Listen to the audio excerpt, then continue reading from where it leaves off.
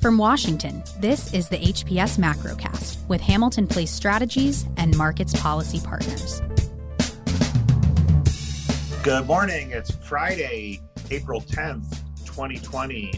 Good Friday. Markets are closed today, but no shortage of things to talk about markets this week. And we have big announcements by the Fed, Jay Powell yesterday, rolling out a whole set of huge new proposals. We have oil to talk about. We want to get into, what all this debt means at both the federal and firm level, maybe household level as well. So lots of stuff to talk about today. But the biggest news yesterday was just this gargantuan, announcement by the Fed, which people were expecting some announcement by Jay Powell yesterday, speaking at the the Brookings Institution by webcast with our friend David Wessel. Some of the big elements of that program, we knew the Main Street lending program was likely the thing that he was going to talk about. That was expected. It's going to be about $600 billion. They defined it a little bit for us. Up to firms up to 10,000 employees, $2.5 billion in revenue, minimum $1 million loans, maximum $25 million loans. We knew that they went, something they talked about previously was support for the payroll protection program, creating liquidity for banks on their balance sheets by buying those off the bank's books. That was expected. What really wasn't expected, I think, was this municipal lending facility. It's going to be a $500 billion program for states and cities of some specification and sizes that they delineated. We didn't really see that coming. It's obviously clearly fits some need for the states who can avail and cities that can avail themselves to lending in this or borrowing in this period. And so that was welcome and big, and then some expansions of some of their existing facilities. To me, the most noteworthy, but I'm going to see what you guys think. But some on the TALF side of expanding on TALF, but really it was just this opening up to so-called fallen angels. Some of those companies that were previously investment grade, but in the recent crisis period over the last month, if you were investment grade, heading into the crisis, and then got a recent downgrade, you would be eligible for the Fed to buy some of those loans. John, how did you guys see it? Yeah, thanks, Tony. This was a massive announcement. It was just an enormous volume of new facilities, enhancements to existing facilities. As you said, the markets were expecting something, but nothing of this magnitude. And it's pretty amazing to keep it something this monstrous a secret. There was no hints at this. Yeah, especially the new one. Not a clue. Not a clue. Yeah. Yeah, and so I think basically the points to boil it down through some of the things that you've been saying, Tony. This is a $2.3 trillion expansion of the Fed's balance sheet, and in at least on paper here, and that's an enormous increase in the size of their balance sheet. So the magnitude of it is huge. As you say, they're getting into they're putting riskier assets on their balance sheet. The Fed in the past has done that, obviously riskier mortgage-backed securities and that sort of thing in 2008, 2009 to sort of get to the locus of the problem. But central banks, broadly speaking, tend to gravitate toward the safer assets. And the fact that they're wading into buying credit that is speculative grade credit, as you say, the fallen angels, the newly the newly downgraded, and the sort of top tier of junk, but also the high yield credit ETFs, and that's an expansion of the kind of risk that the Federal Reserve is willing to put on its balance sheet.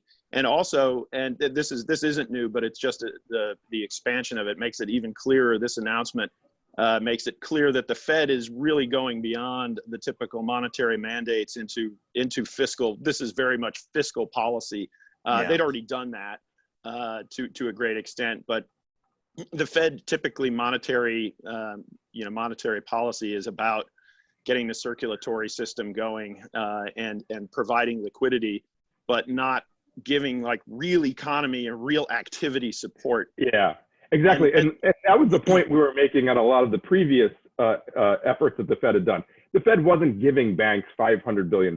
It was providing, repos to provide liquidity to the system. This is different. This is actual loans, and they're buying them, and they're taking credit. They're buying high yield ETFs. This is just buying things, Yeah, and if you, I mean, the key for the Fed is not allowed to do things where it might anticipate that it could take losses, and so it's doing these programs in partnership with Treasury Department. So Treasury Department gets roughly $450 billion through the CARES Act, available for lots of different things to support firms and markets. So so Treasury is really in the first loss position here. I get you. Not the Fed. So it's committing. It's committing. I'm just trying to look at the numbers. 100. They're retaining. Yes. So it's a small. It's a small portion, basically. Yeah. There. Yeah, small portion. Yeah. I mean, some of these $25 billion on I think the municipal liquidity facility. So it's backing up. It's committing first loss position. So the Fed can essentially lever against that. Any potential expected losses. And that's it. That's really what it's doing, right? So it's putting capital to allow that lending to go to happen. The Fed itself would have to we would have to see very steep losses for it to reach into the Fed. Of the $450 billion available for these kinds of creative programs, they're only committing right now about $185 billion to back them. So there is still a lot. And Jay Powell yesterday in his talk, was asked about, more that you can do. And he wasn't specific on any particular programs. And in particular, wasn't specific on, people asked if he would be buying, equities or, things like that. And he, didn't rule anything in or out, but did make it very clear. They've got a lot of powder. Right, there's a lot of dry powder for them to do if they want to and see the need to expand more. And they've shown that they don't need a whole lot of time to deliberate on these things. I think they have a good sense of they started off using the programs that they had on the shelf, most of the liquidity programs that they had on the shelf that go back to the 2008-2009 financial crisis.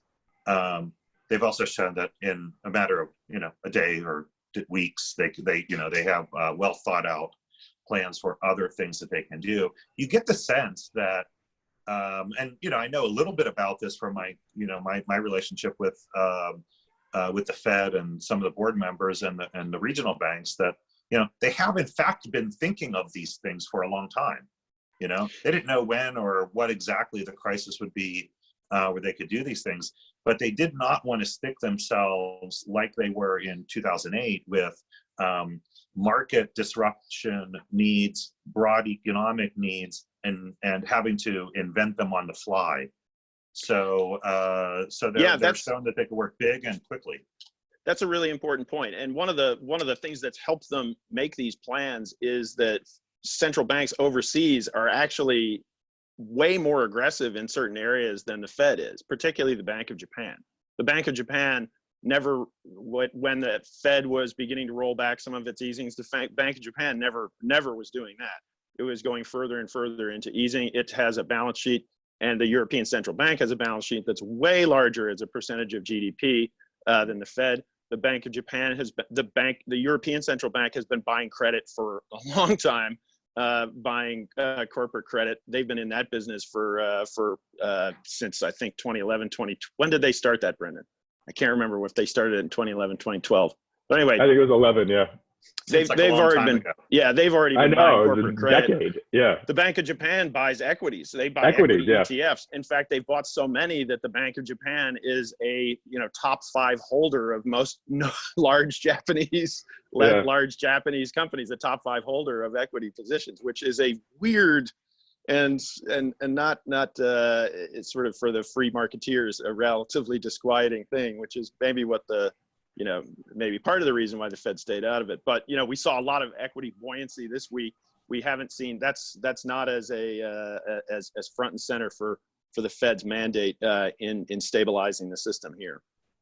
Also, I think the Main Street lending program, so the small business lending program has had some problems where the banks aren't sure exactly, with know your customer and all that stuff. And then the Small Business Administration, their software is kind of dated, so it's having a hard time handling all this volume.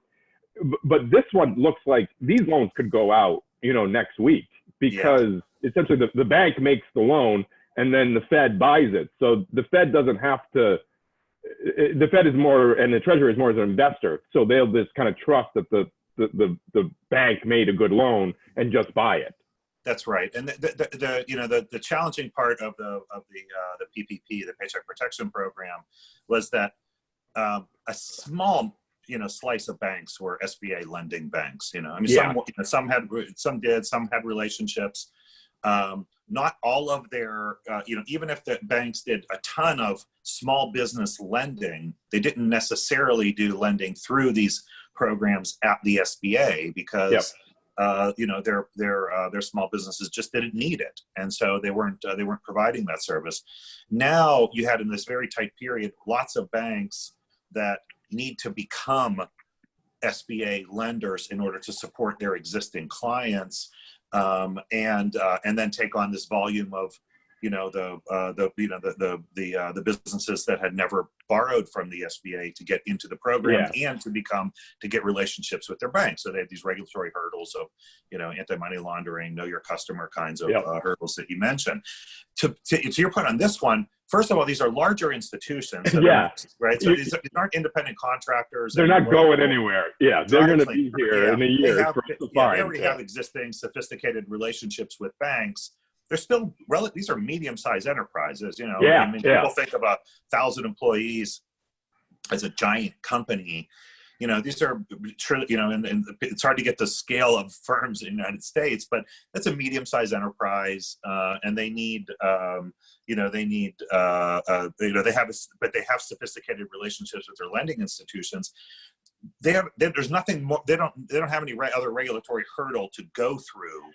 On this, the bank makes the loan, and the bank can then offload that loan to the Fed to continue to make have more capacity to serve more of its customers. So it's as you said, it's a very streamlined, elegant kind of program. Well, I just kind of think of like HPS. I consider you guys a pretty big company. You got 100 people. And you're very sophisticated. You're not going to disappear next week, so you can take a loan out from the right. And if when we call up our bank and say, hey, we'd like to take a loan under this program, we have a mature relationship with them. Yeah, you have a person that knows you on the other end of the line. They know us. They see our books.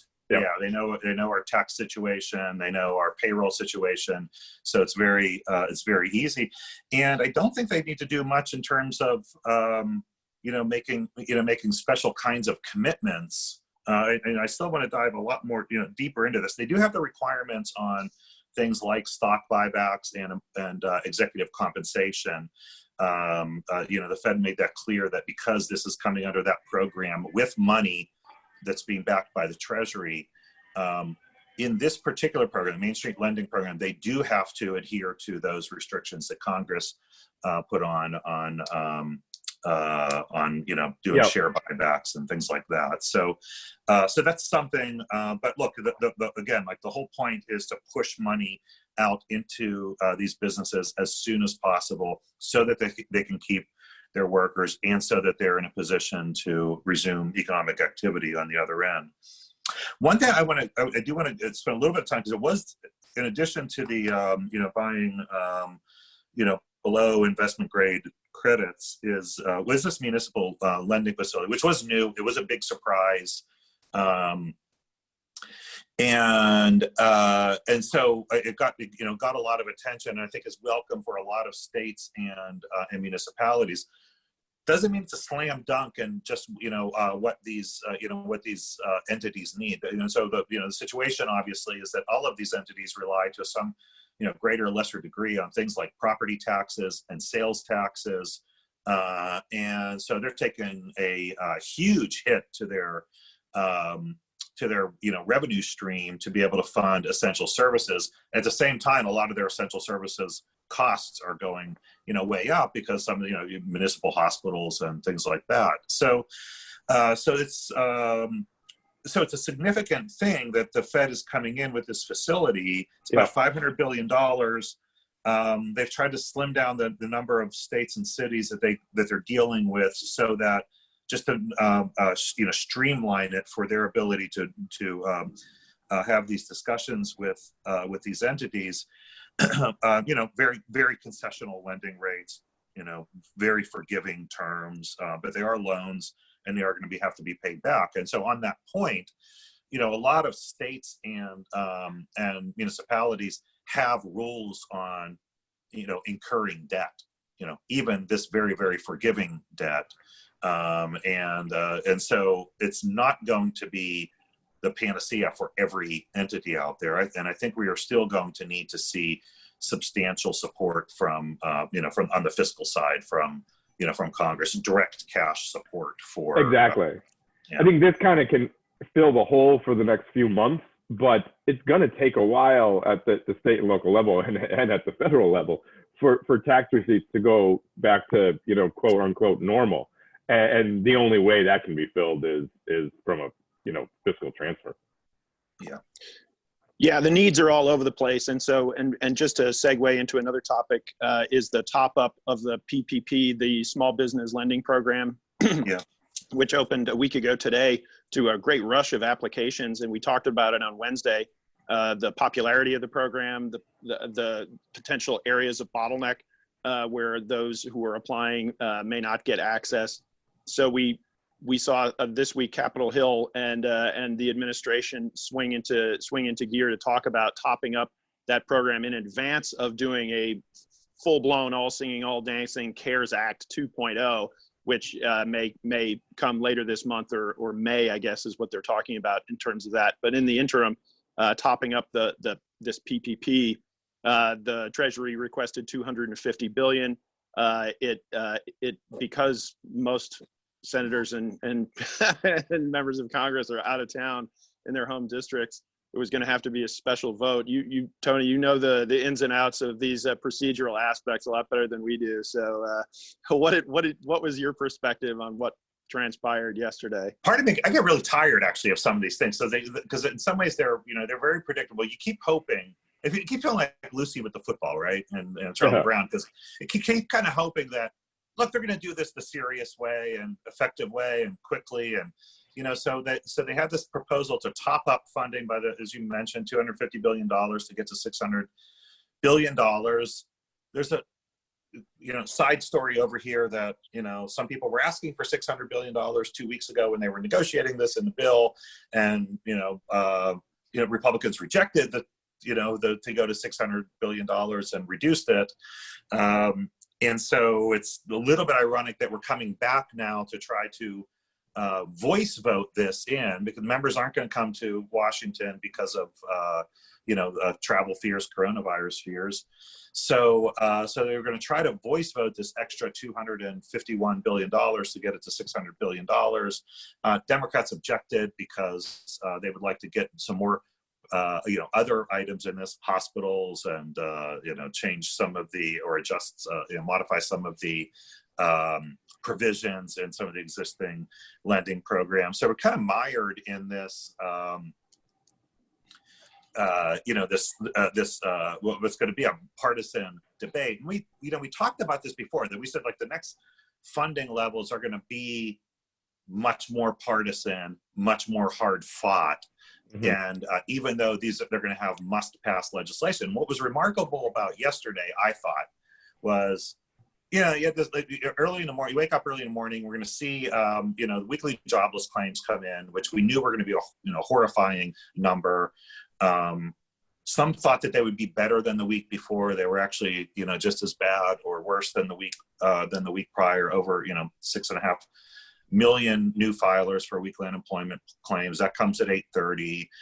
You get the news, and it's clear that Democrats are going to object to the topping up of PPP funding programs. And so it looked like, well, here we have like the, report on real economic damage, more typical old-fashioned dysfunction in Congress on getting action done to support the economy.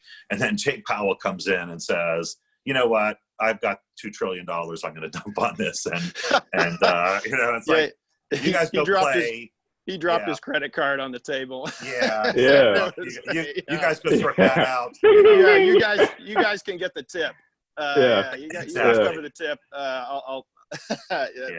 It's unfortunate. Look, we would like to see them. No, and I think you're right. And talking about the unemployment claims, I don't think the unemployment claims show us that we have 6.5 million people filing every week. I think it shows us that the system can only handle 6.5 million a week. I think it's even worse. It's such a great point. I mean, we had a lot of anecdotal stories in lots of states about just the bottleneck and, people who are. Yeah. Did you see the lines in Florida? Yeah. And they can't get through the pipelines on this. So we should expect, big numbers again next week as well. What this translates to, by the way, is well into double-digit unemployment rates, which we're certainly going to see. Those are going to be very high. We saw J.P. Morgan come out with a prediction at Q2. It was the first time we've seen somebody predict a 40% fall in GDP for Q2 that came from J.P. Morgan. So the numbers are awful. The economic data numbers are awful. The support right now, the fiscal and monetary support numbers are huge. We're measuring them in the trillions of dollars with commitments for more trillions of dollars. And just to put a pin in this for this discussion today, though, Jay Powell was asked about, inevitably when you're spending trillions of dollars, someone's going to ask you about inflation. He said, we're not worried about inflation, and no one should be worried about that was great. Yeah. So, but take that off. Well, I mean, in 10 years, we might have to worry about it, but that's a battle for another day. Yeah, there is something down the road when all that money is still sloshing around, but I still think we're going to be dealing with a demand problem for quite some time. Yeah. Consumer prices came out this morning and they looked awful. It was down 0.4% month over month. That's deflation. Well, there you go. Yeah, there you go. Who knew that making everyone stay home would be deflationary? Well, look, there is going to be something to deal with in the future about trying to gauge the return to economic activity and what that looks like. Again, when you're dealing with things that you've never dealt with before, it's hard to make predictions about how human beings at a place like the Fed are going to, figure out the best way to manage that. It's definitely challenging. So, but that's a tomorrow problem. That's not a today problem. I also think that the Fed and companies too are going to have to rely a little bit more on the new alternative data to judge how we're coming out of this rather than the traditional way we've looked at things. Yeah, I agree. All right. Hey, but we had news on OPEC. So why don't we take a break here and come back and talk oil. There's more drama there. You're listening to the HPS Macrocast. Markets Policy Partners provides sophisticated financial market analysis that is independent, accessible, and actionable for a broad audience. Learn more at marketspolicy.com or visit them on Twitter @marketspolicy. All right, back on the Macrocast. Guys, so as I said, markets closed today for Good Friday. But, this was, I think, the best week for the S&P 500 since 1974. So it was quite a long time ago when I was wearing, bell bottoms and figuring out pop music. So it was the Zoom that I was dealing with was a Zoom on public television, not Zoom video. So, it's a very different. Oh yeah, Yeah. I remember Zim. Yeah. No, Busted all of that, our guys. all of our hair will look like the 70s by the time this is all over. Yes, definitely without the haircuts. But there was a lot happening to cause that. I mean, and we had some maybe lessening of pressure with with oil, other matters. How do you guys see the reason for this really strong rally in equities this week? Yeah, there's a lot of there's a lot of commentary out there pondering why the S&P 500 was up 12.1% this week, and that's obviously an enormous rally. But just for context, in bear markets, rallies tend to be very furious and very short term. So it's hardly unknown if when markets are under pressure or they've come down a lot. There are rallies in there that in 2008 we had like 3 of these. Right. Some of them are technical, but in this case, what we're picking up from Wall Street is a real focus, not on, and this is very standard way that the market deals with near-term difficulties, and as bad as it is in 2020, the markets are forward-looking. They're looking ahead, and the data that we have seen over the past 3 weeks, the unemployment data, it's absolutely awful. The market reaction is really not that strong to this bad data, which suggests that this bad news is to a great extent reflected in price levels. And market participants that's a great point. While they say that this time's different, this time actually is different. Like usually we go into recession for normal reasons and we come out of them this kind of the same way. This time we just had to shut down the whole world because of a virus. And we don't know how we're going to come out of it. So the market is looking at it fairly rationally. Yeah, the depth of what we're going through right now in the second quarter isn't the main story. That's not the driver of market price action. It's the expectations about the recovery. And this is a week where you could have brighter expectations about that recovery because of the public health data, where we got some potentially leveling out or even declining infection rates and mortality rates in key COVID-19 hotspots like New York this week. That's very encouraging, and that's always going to be good for sentiment. The New York data is really the big thing that's been driving the market. And a week ago, we were worried about not having enough beds and ventilators in the hotspots. This week, we're talking about it being at the peak. Actually, Seattle shut down their FEMA hospital and sent it somewhere else without ever seeing a patient. So that certainly cheers the market up and allows investors to think about more happy thoughts about the potential recovery. Certainly, all the stimulus, the fiscal and monetary that's coming through the system is supportive of that. You mentioned oil. The oil price rally this week, and we'll talk more about that, is a big deal. That is also a very supportive aspect. The reality is this rally, it's entirely premised on a recovery that investors are predicting over the next few months. And what could blow that up? Well, basically, if you have a situation like we saw in Singapore with a secondary shutdown, you get a secondary flare-up, people relax, they start to take off some of the restrictions, they try to resume normal life in hesitant and fleeting ways, and that comes up with another flare-up in the virus, and they have to reshut things down. That would be very dispiriting to markets, and it would be it would be dispiriting to everybody, right? Markets and otherwise. Right. And that has the risk. And if you think about a lot of these programs that have been put in place, there was at least a hope, if not the expectation, that and this has been my view on this, like why this isn't like 2008, was that you can see an end of the tunnel on this because at some point we're going to figure out the health problem.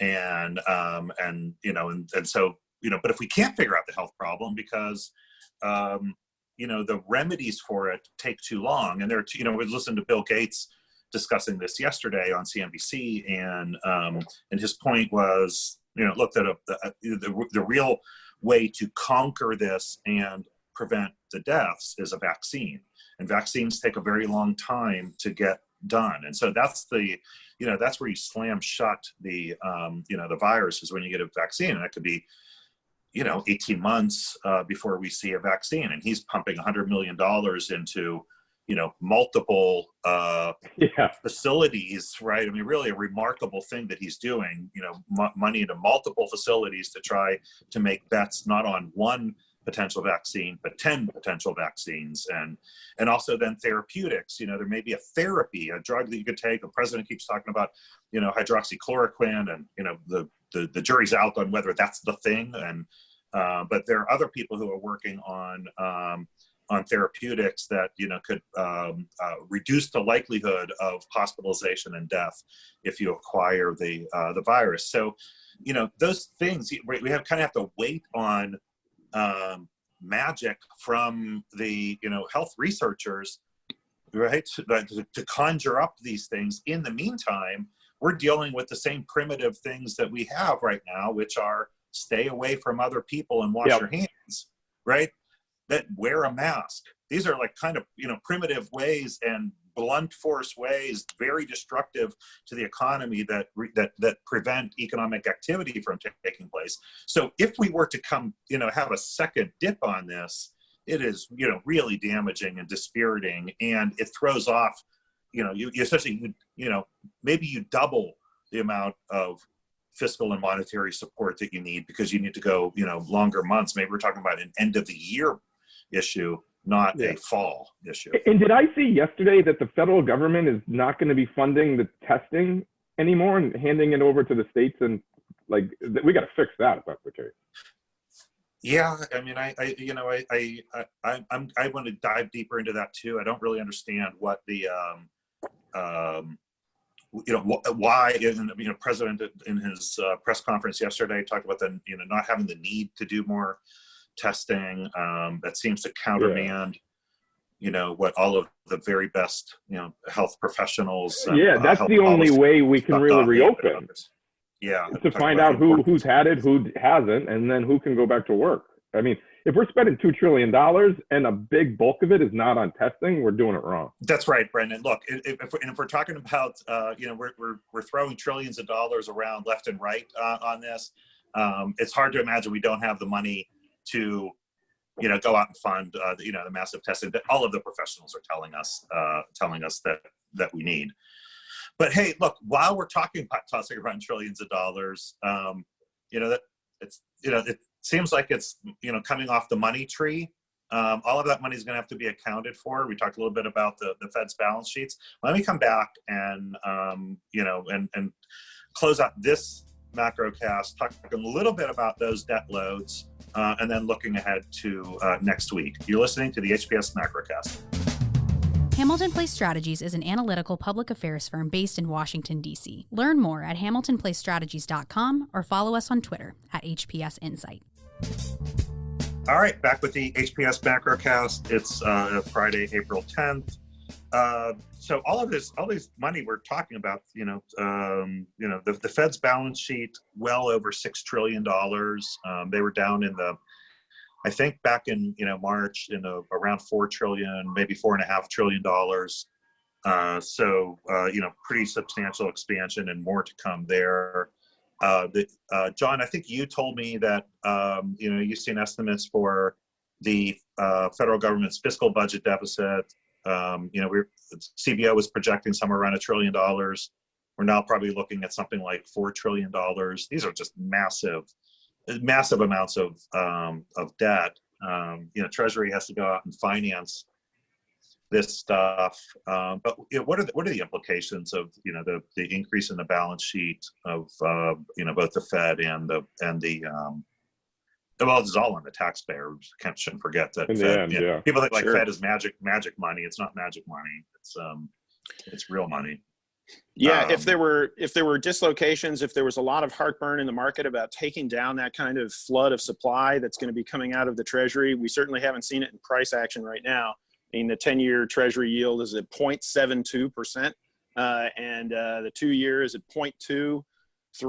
These are very low interest rates. We're not seeing stress in the market in that way.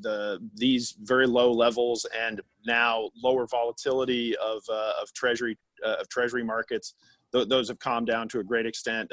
And we've seen, I mean, that's basically just saying that right now the market is not anticipating a challenge in absorbing that kind of additional treasury supply. And so that's kind of point one.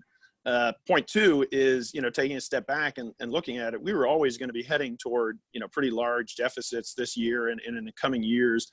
And some of that is to do with demographics and social transfer payments that were going to be coming through that we just weren't going to be able to avoid.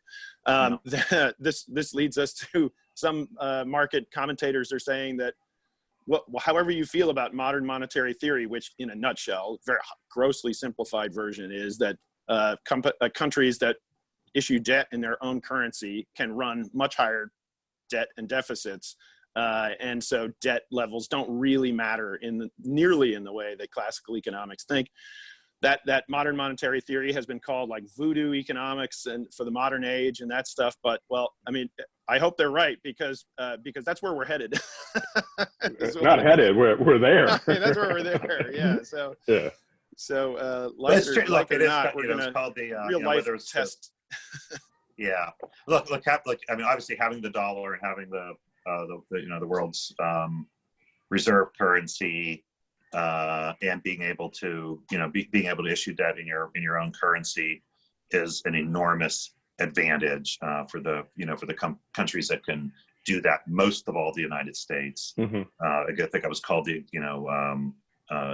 exorbitant privilege is to be able to do that.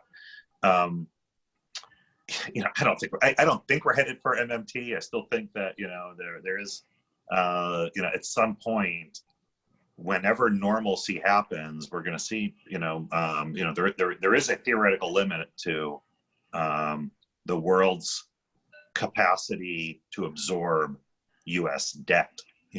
So this is the thing that and the idea that you can print money to pay off that debt. That's that's part of the theory is that you can essentially monetize your debt. There's a limit to that, because the holders of that debt get screwed, and so you don't want to buy so much in the future. So it's not something that can go on forever. People keep pointing to the inflation problem, and my view is that you have the problem of who's actually going to ever buy that debt if you're continuing to monetize it that way. So the Fed, they're going to buy it. In Japan, yeah, they're going to buy it. And the Bank of Japan buys into a 100% plus of their yearly deficit. They don't even buy it from the secondary market. They just take it right from the Ministry of Finance. It's much more radical than anything we're doing. And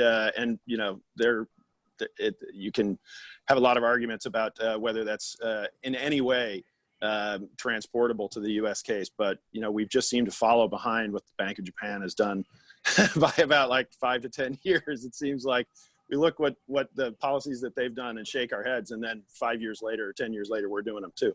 But yeah, it's just the markets are supposed to, in theory, the markets are supposed to discipline policymakers, right? They're supposed to, the bond vigilantes, the bond market is supposed to signal when enough is enough, and the markets, for whatever reason, and people can pick the reason that they like, there are a lot of them, but the markets are not doing that in this case. The markets are doing quite the opposite.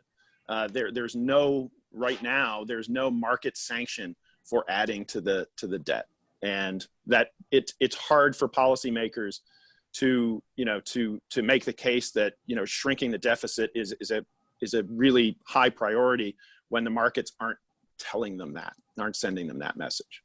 Yeah. The other, think about the firm debt, firm level debt.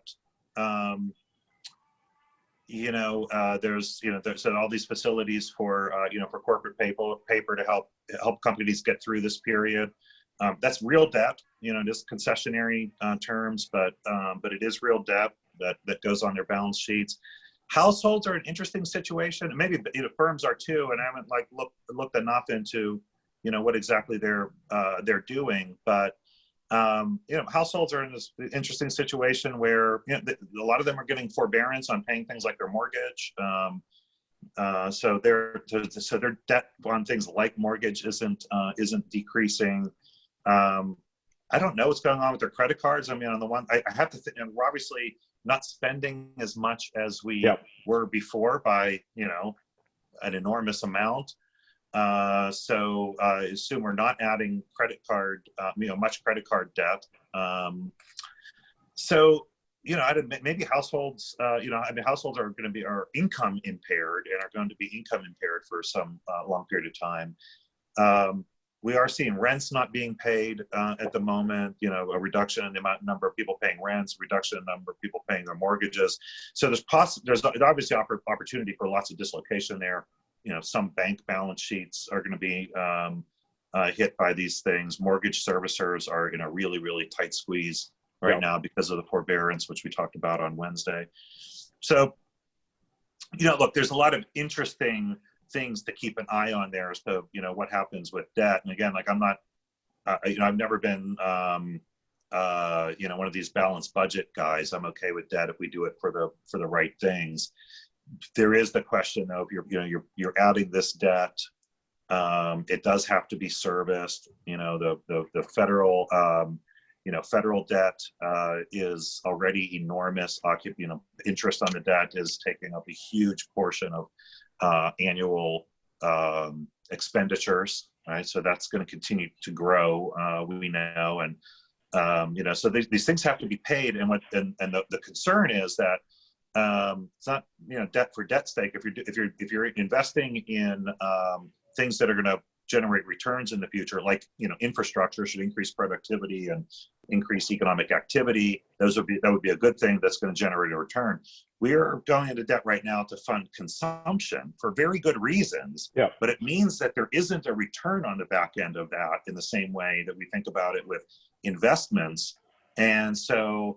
We're going to be subtracting from growth in the future because we have to pay back this debt over time. And that's just a fact. And I'm not saying we shouldn't take on debt right now to deal with this, catastrophic situation. It should just have an understanding that there are consequences for that in the future. So, aside from, we're going to have weekly claims next week, Brendan, again. Yep. And probably about 6.5 million. There. What else to look forward to? So, like we were talking the other day, data is different than it was. So, we're going to get first quarter Chinese GDP. Normally, that would be a big deal. I'm not sure that anyone cares about it, and it's expected to be 6% anyway, since they're not going to be too negative. Bank of Canada has a meeting, but they've already kind of slashed, so there's not a huge amount of expectations. But the MBA, the mortgage applications, we get that on a weekly basis. So data points like that, especially the weekly data points, are going to become much more important than what normally would have been the big event of the week, which would be March retail sales, because that kind of is an average of March, and it's not going to fully reflect the full shutdown that happened kind of at the second half of the month. All right.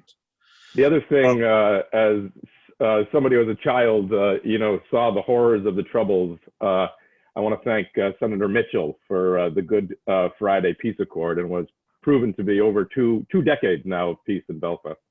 Still durable, even in the face of Brexit, I think. Yep. For the time being. Fingers crossed. Fingers crossed. Okay. Hey guys, great show. Lots to talk about. We'll be back next week, certainly with lots more to talk about. In the meantime, if you celebrate, have a wonderful Easter this weekend, and we'll be back next Wednesday with another special edition of the Macrocast. Thank you for listening to the HPS Macrocast. Please remember to subscribe, rate, and share. Find more from Hamilton Place Strategies at hamiltonplacestrategies.com and follow Tony Fratto on Twitter @TonyFratto. Learn more about John Fagan, Brendan Walsh, and the work they do at Markets Policy Partners by visiting marketspolicy.com.